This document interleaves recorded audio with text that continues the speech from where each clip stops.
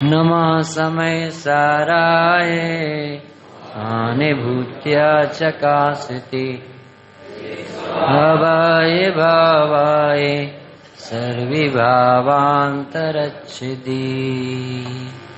110 number का कलश है, 320 पेज नहीं।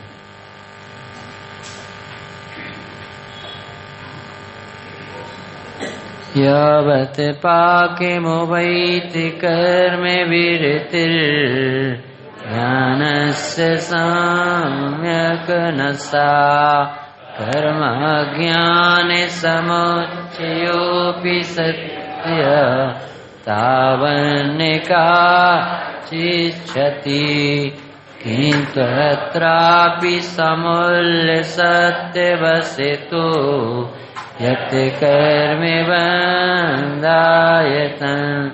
मोक्षाय स्थितिमेकमे परमम् ज्ञानं विमुक्तं स्वतः।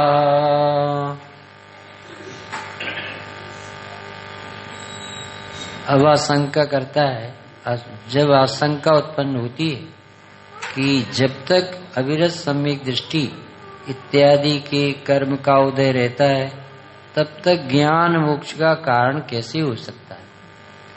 और कर्म तथा ज्ञान दोनों कर्म की निमित्त से होने वाली शुभाशुभ परिणति तथा ज्ञान परिणति एक ही साथ कैसे रह सकती।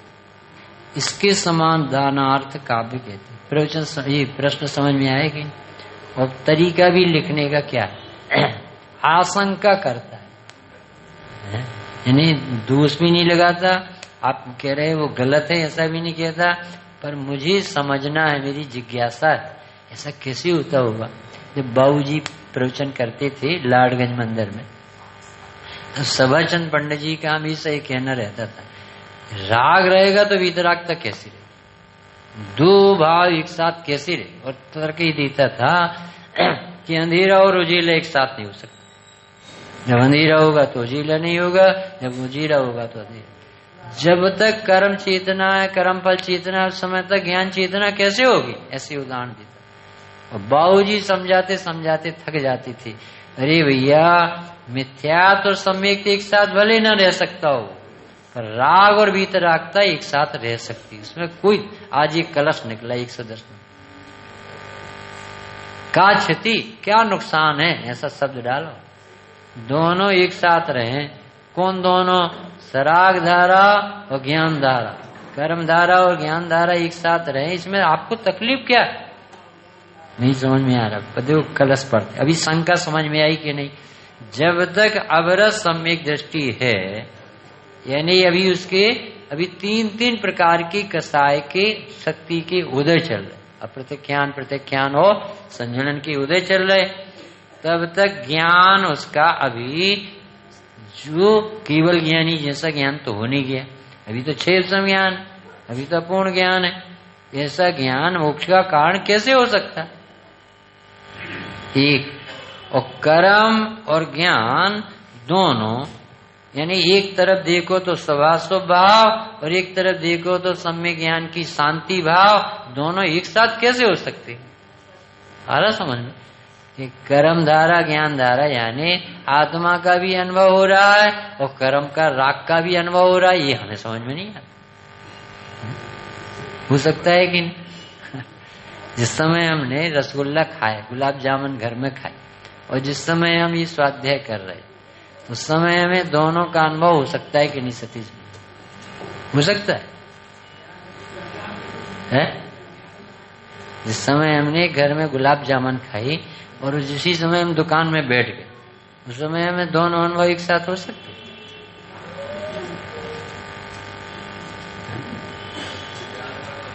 एक आदमी डॉक्टर है और वही पुजारी, और डॉक्टरी का अनुभव और पूजा का अनुभव एक साथ हो सकता है? तो हो ही रहा। वो अपने को डॉक्टर है प्रतीति छूटती नहीं, जो अनुभूति है उसने शिक्षा प्राप्त करती, उसके समय पूरी सुरक्षित, और इस समय उपयोगात्मक पूजा हो रही। दोनों बातें एक साथ चलती, इसमें क्या तकलीफ है? लब्ध उपयोग ऐसा प्रकट में व्यापारिक नहीं दिखेगा, परंतु उसके वो अनुभव कहते, वो अनुभव छूटता कहाँ है, वो लब्ध रूप में पड़ा है, तो उपयोग में नहीं आता।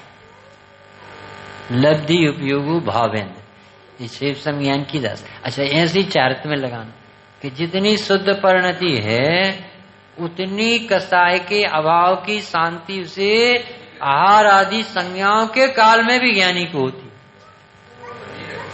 बनी रहती। सुबह स्वभाव की धारा चलती है। इस बात को समझाने के लिए प्रकाश चंद जी हितेशी जब आए थे यहाँ, तो उन्होंने एक इतना सरल उदाहरण दिया था कि देखो कर्म धारा राग धारा एक ज्ञान धारा एक साथ कैसे चलती कि एक व्यक्ति को 1 करोड़ का कर्ज चुकाना और उसने 50 लाख का कर्ज दे चुका, तो बताओ उसे कर्ज चुक गया कि उसका कर्ज बाकी?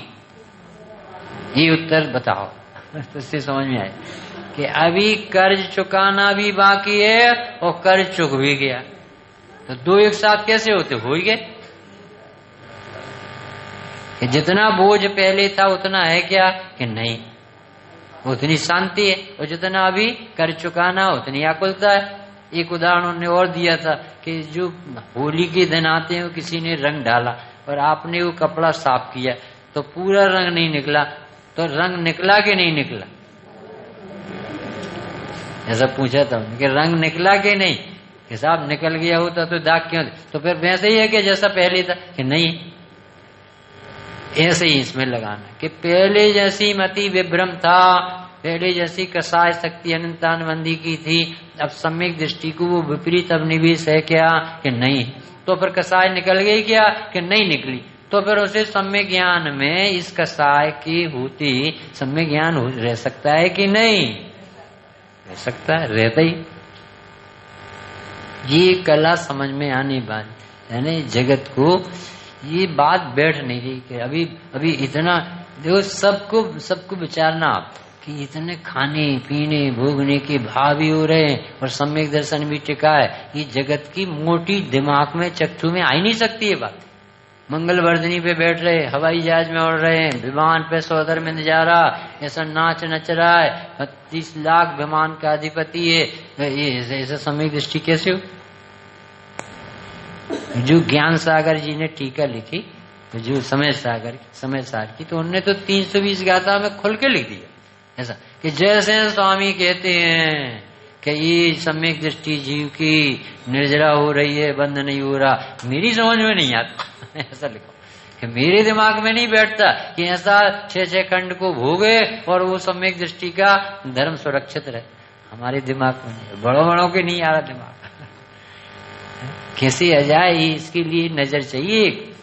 अनादि काल से जीव को पुण्य की इतनी गहरी मिठास है कि पूरा अध्याय निकल गया लताड़ मारते नहीं है, धर्म कर्म है, बंद है, ये मोक्ष मार्ग नहीं है, सहयोगी नहीं है, ये है कितने 50 तर्क दी। चांडालनी के पुत्र हैं, इसमें जाति नहीं, तेरी स्वभाव में नहीं, इसके आश्रय से स्वभाव दिखता है नहीं, सारी बातें कहने के बाद फिर से अभी कलश मंदिर पर चढ़ा रहे। इस कर्म में धर्म नहीं होगा। तुम्हें ऐसा लगता है हम मंदिर आ गए, पूजन कर ली, स्वाध्याय कर लिया, बढ़िया पाठ पढ़ लिया, अब धर्म हो गया, कि तुम्हारी मिठास छोड़ो, 1% भी इसमें शांति नहीं है, आनंद नहीं है। ये तो सिर्फ राग की कमी होने से आपको अच्छा लगता है। मंदिर में अच्छा नहीं लगता है, राग घटता है उसका अच्छा लगता है। और जगत ऐसा मानता है मंदिर में शांति, तो वो भाव की मंदिर तो आता है पर आत्मा प्राप्त करने का मन नहीं बना। तो दोनों एक साथ रह सकते हैं कि नहीं? अंधेरा उजीला सम्यक मिथ्यात्व की तरह नहीं चर्चा चल रही है, राग की वीतरागता की चर्चा, सम्यक ज्ञानी की चर्चा चल रही, दृष्टि जिसकी बदल गई उसकी चर्चा चल रही, मोक्ष मार्ग में साधक जीव की चर्चा चल रही। आज स्वामी जी का हमने सुना तो वो कह रहे थे यदि ये जीव साधक जीव के राग ना हो तो साधना करेगा कैसे, ऐसा कह रहे थे। बोले साधक जीव के राग है तभी तो वो अपनी नजर और वृत्ति और अवलंबन छोड़ के आत्मा का अवलंबन लेता, तब तो साधक दशा बढ़ेगी। यदि उसे राग ही नहीं, राग जब निकल जाएगा तब थोड़ी बताएंगे आत्मा। कर्णान युग में ज्ञान चेतना 12वें गुण स्थान में मान, क्योंकि वहां राग का सर्वथा भाव। तो ये बातें उनको पड़ती जब पूरा राग निकल जाए। अरे तो फिर आराधना कहाँ रही? जब राग निकल जाएगी तो फल आ गए। समझ में आ रही कि नहीं बात? कि जगत के जीवों को पुण्य की गहरी मिठास लगाव है, धर्म बुद्धि साधन बना के बैठा है, मिठास है, सपने देख रहा है कि हम इतने दिन से मंदिर में लगे हैं, ऊपर नियम से जाएंगे। उसे आत्मा में जाएंगे कि विकल्प नहीं आता, ऊपर जाएंगे की बात। आत्मा तो रुचती नहीं ना जीव। और ये बताने बैठे हैं कि हम तुम्हें शुद्ध आत्मा दिखाएंगे, हमारी प्रतिज्ञा।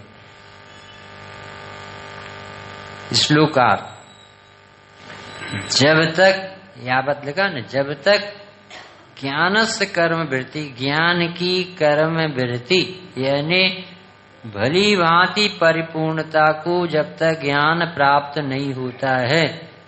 कब तक नहीं होता है ज्ञान परिपूर्णता को प्राप्त? यथा ख्याचारित हो जाए, केवल ज्ञान हो जाए, तब तक फिर कर्म ज्ञान समुच्चय, कर्म भी और ज्ञान भी दोनों समुच्चय दोनों अभी बेहते ना काचित क्षति।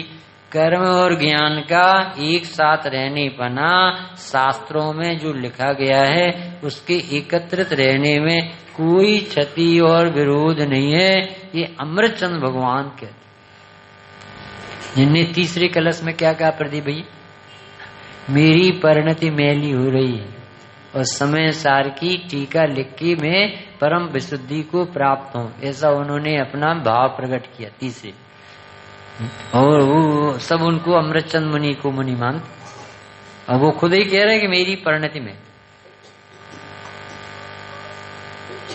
और वो ही कह रहे हैं कि मैं सतत आत्मा का अनुभव करता हूँ, मुझे राग का परिचय।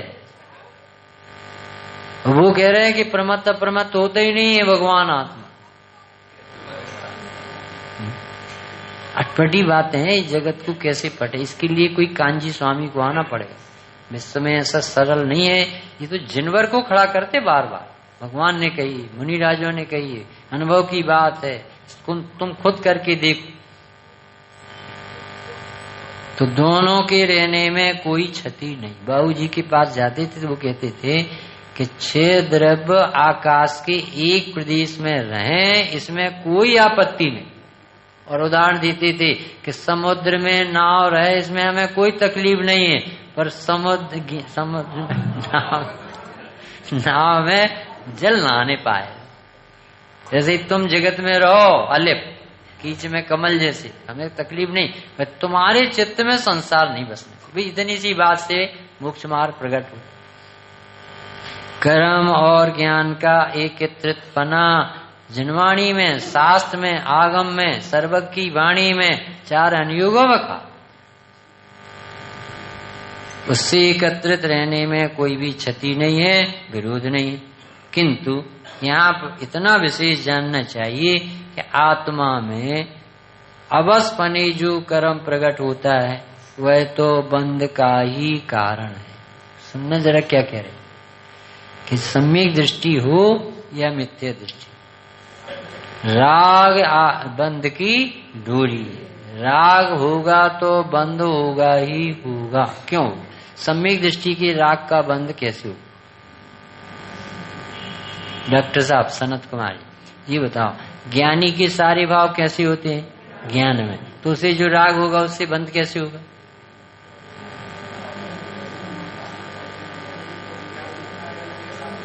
अलग अलग है और उसे राग हो रहा। तो राग का काम अलग है कि नहीं? बंद करेगा कि नहीं? ये कह रहे नहीं करेगा, उसको कंसेशन है क्या?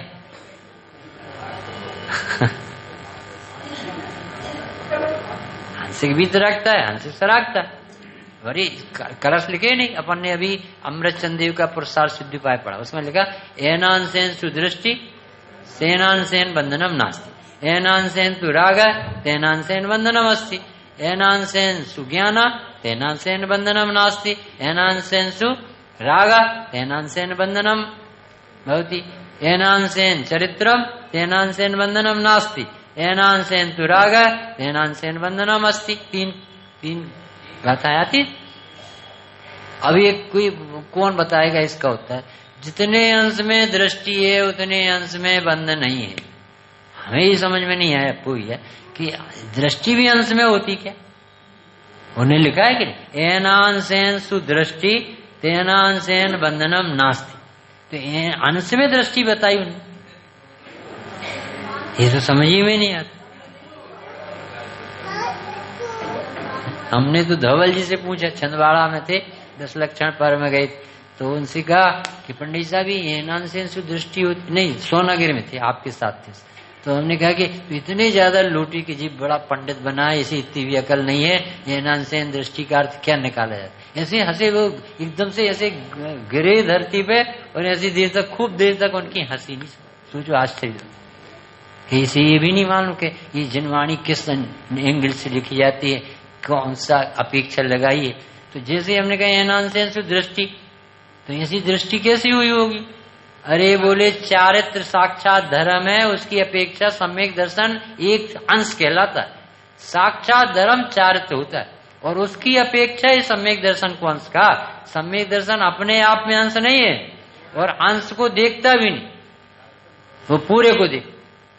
और माता जी के स्वानुभूति दर्शन में आया कि ध्रुव तो प्रमाण की अपेक्षा अंश है ना, तो अंश की दृष्टि तो मिथ्या दृष्टि होना चाहिए।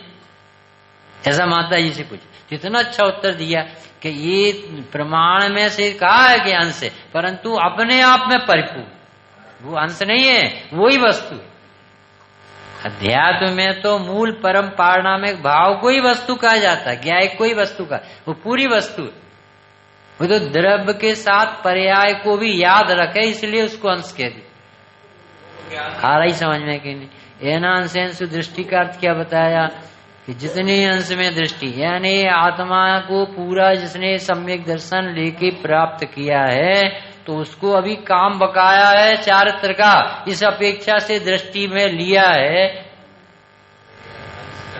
इतने अंश में बंध नहीं होगा। यानी आत्मा में रुचि हो गई, अब अनंतानुबंधी वाला बंध नहीं होगा, परंतु बंध होगा, काय का होगा, राग अभिशेष है, परंतु कितना होगा, अब देखना कितना होगा। चुल्लक प्रमाण, अनंत में भाग बंध रह गया है सम्यक दर्शन होने के।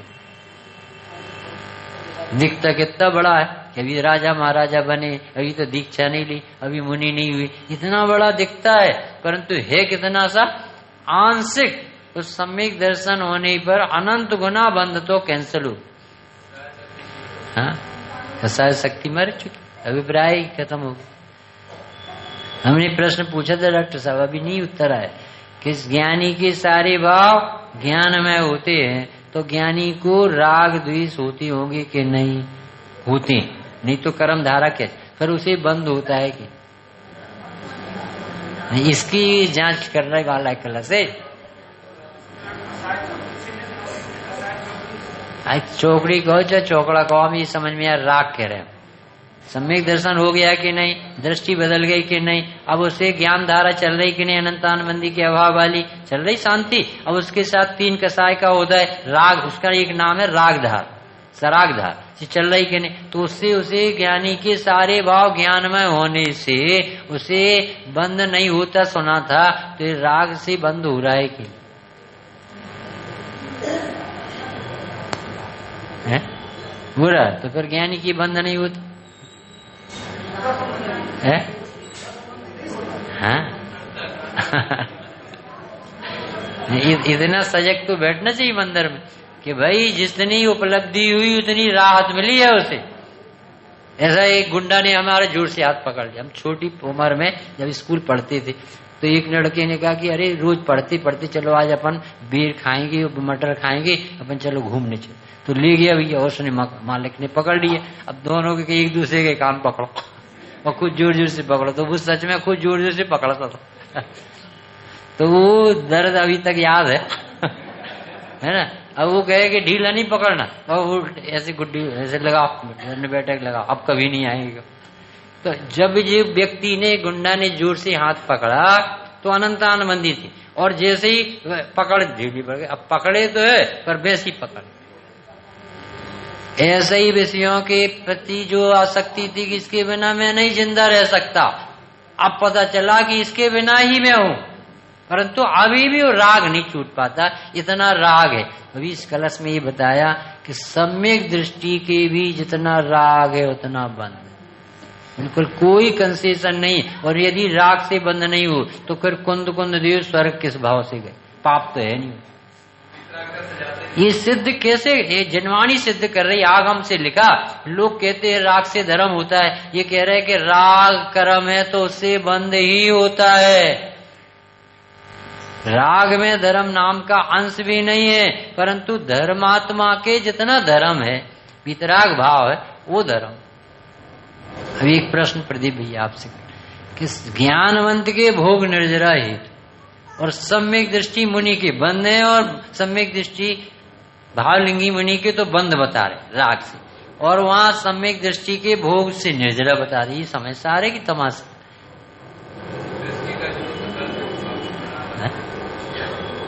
अध्यक्ष जी समझ में आ रहा है? वो कह रहे ज्ञानवंत के भोग निर्जरा हेतु है, अज्ञानी को वही बंद फल देतु है। ये अचरज की बात समझ नहीं आवै, पूछे कोई शिष्य गुरु समझावे। कोई शिष्य ऐसी भावना से पूछता है कि प्रभु आप क्या कहते, कभी कहते ज्ञान यंत्र के भोगों से निर्जरा होते ही, यहाँ आज ये कलश कह रहे कि जितनी राग धारा उससे बंद हो रहा है, जितनी ज्ञान धारा उससे मुक्त हो रहा है। तो क्या लगाना चाहिए यार भैया? वहां सम्यक दर्शन का महात्म बता कि सम्यक दृष्टि को विषय सेवन करने में भी मजा नहीं आता, हे बुद्धि रहती है, ये बताना था। तो उसके सम्यक का प्रताप है कि उसे अनंत गुना बंद नहीं हो। और निर्जरा होती का अर्थ क्या लगाएंगे प्रदीप भैया? भोगों से निर्जरा नहीं लगाना है, निर्जरा हो रही है यानी जितना उदय आके नया बंध नहीं बांध रहा और झड़ रहा, ऐसी निर्जरा हो। सभी पाक निर्जरा हो। हाँ, तो अवस्पने अभी शब्द डाला कि सम्यक दृष्टि की जब भोगों में रुचि नहीं है, संसार में सुख नहीं दिखता, पुण्य में धर्म नहीं दिखता, तो उसे कर्म क्यों होते? अनुभव बता। ये गाता नीची लाइन पढ़, उसे कर्म होते हैं कि नहीं? राग होता है कि नहीं? उसे तो होता है। बताओ सुशील भैया क्यों होता? आत्मा में इतना विशेष जानना चाहिए कि आत्मा में क्या लिखा है? अवस्पने जो कर्म प्रकट होता है। अवस्पने क्या कहलाता है? कर्म के कारण नहीं, आत्मा के कारण नहीं, निश्चय रत्नात्रय प्रकट हुआ उसके कारण नहीं, और फिर भी उसे राग आ रहा। अरे इतना आता है कि कोई कल्पना नहीं करेगा। सरबार सिद्धि से आए कौन? शांतिनाथ, कुंतनाथ, रहनाथ, और इतना ज्यादा राग बैठा रहा। आदिनाथ को सरबार सिद्धि से और 83 लाख पूर्व घर छोड़ने का भाव नहीं है, इतना राग बैठा रहा। बैठा है, देखो आगम कह रहा ये क्यों बैठा। अब प्रश्न ही आपको, क्यों बैठे? नहीं, वो कसाय क्यों है, कारण पूछ रहे। कसाय है ना, तो क्यों है? देखो इसमें लिखा अवस्पने। अवस्पने यानी वो अपने में स्थिर नहीं रह पाते, ये उनकी कमजोरी। वो अपनी गलती मानते हैं कि मेरा वीर ऐसा क्यों नहीं उछलता कि जिससे मैं अपने में समाऊं और कभी बाहर ना। चाहते तो ऐसा 79 गाथा प्रवचन सार की कि परम सामायिक चारित्र की प्रतिज्ञा लेने पर भी जब वो शुद्धोपयोग से बाहर आते हैं तो शुभ भाव की भूमिका दिखती है, तो वो कहते अब सावधान हो गए, हम इसके धूर्त अभिसारिका के प्रेम में नहीं फंसे। तो वो आ कैसे गए छठवें में, ये पूछे। अवस्था में किसी ने उन्हें बस में किया नहीं है, वो खुद ही कमजोरी से। एक प्रश्न है कि 11वें गुरुस्थान से कैसे गिर गए जब इतना आनंद भोग चुके? ये उत्तर वहां लगाना, क्योंकि कर्म के उदय के कारण से नहीं गिर पड़े हैं। वो गुणस्थान का काल ही बहुत छोटा है कि इसके बाद उस जीव को नीचे आना पड़े, तो ये उसकी पर्यायगत योग्यता है। तो अवस्पने से जो कर्म प्रकट होता है वह तो बंध का कारण है। और जो एक परम ज्ञान है, अब उसी समय जिसको ये राग हो रहा, 96,000 शादी रचाने का, 6 खंड जीतने का राग हो रहा, उसी समय उसे वीतरागता हो रही कि नहीं? वीतरागता भी चल रही। कितनी वीतरागता? जितनी कसाय का भाव है, शुद्ध परिणति चल रही, तो शुद्ध परिणति का आनंद भी आ रहा है और राग का दुख भी आ रहा है, तो दुख और सुख का मिश्रित आनंद आता। स्वामी जी कहते थे कि तेरी पर्याय में ही संसार है, स्त्री पुत्र परिवार में संसार है, और तेरी पर्याय में ही मोक्ष मार्ग और मोक्ष है, कोई बाहर नहीं। संसार और मोक्ष पर्याय के बाहर नहीं है। और जीव क्या करता है? घबरा के घर गृहस्थी छोड़ता है और आत्मा नहीं पकड़, इसलिए उसका घर छोड़ने, परिवार छोड़ने पर भी संसार हरा भरा रहे। ये कलश टीका में पढ़ो आप ये बात कि प्रश्न है कि यति के महाव्रताधिक राग से तो बंध नहीं होगा, क्योंकि वो ज्ञानी है। जो मिथ्या दृष्टि द्रव्यलिंगी यति है उसके राग आदि महाव्रतादि से तो बंध कहो तो कहो, सम्यक दृष्टि मुनि भावलिंगी की तो महाव्रतादि से मोक्ष कहो। ऐसा प्रश्न किया उसने, तो उन्होंने कहा कि नहीं, जिसका जो स्वरूप होता है वह सदा काल होता है। राग का काम तो बंद कराना है, आकुलता देना है, तो वो सम्यक दृष्टि को भी राग होगा तो उतना बंद उसे भी होगा, उसे भी कोई कंसेशन। इस तरह से जो एक परम ज्ञान है वह एक ज्ञान ही मोक्ष का कारण है, जो कि स्वतः विमुक्त है, इसलिए उससे भिन्न जो राग है उससे बंद होता है। इसकी शेष चर्चा